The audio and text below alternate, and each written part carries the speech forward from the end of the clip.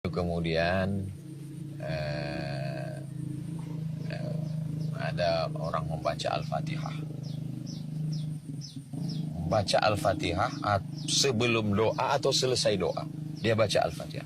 Itu dia mengamalkan ayat Allah, ya ayyuhalladzina amanu taqullah. Hai orang yang beriman, takutlah kamu kepada Allah. Wabtaghu ilaihil wasilah. Bertawassul. Dia bertawassul dengan baca Al-Fatihah. Bertawassul dengan amal soleh. Hadis dalam Sahih Bukhari tentang 3 orang yang terjebak dalam gua. Tiga-tiganya bertawassul. Ya Allah, aku bertawassul kepadamu.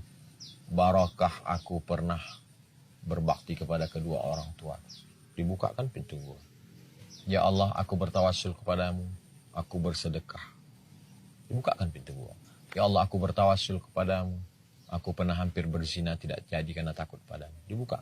Itu dengan amalnya masing-masing. Bertawassul dengan amal masing-masing.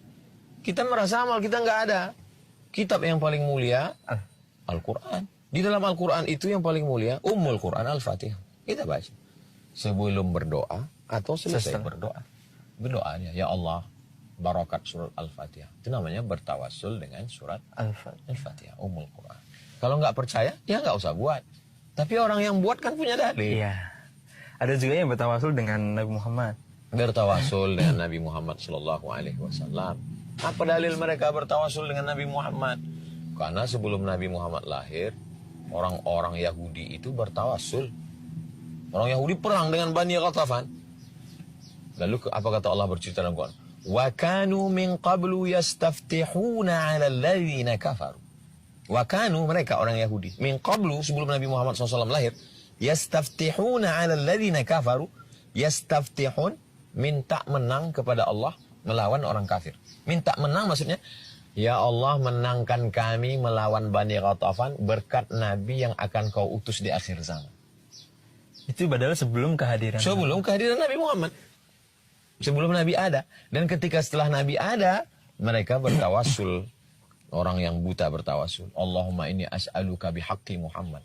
Aku memohon kepada engkau berkat kemuliaan Muhammad sallallahu alaihi wasallam. Bertawassul sebelum Nabi ada, bertawassul setelah Nabi ada, bertawassul setelah Nabi tiada. Karena kematian Nabi tak sama dengan kematian Abdul Somad. Kehidupan Nabi punya kehidupan khassah.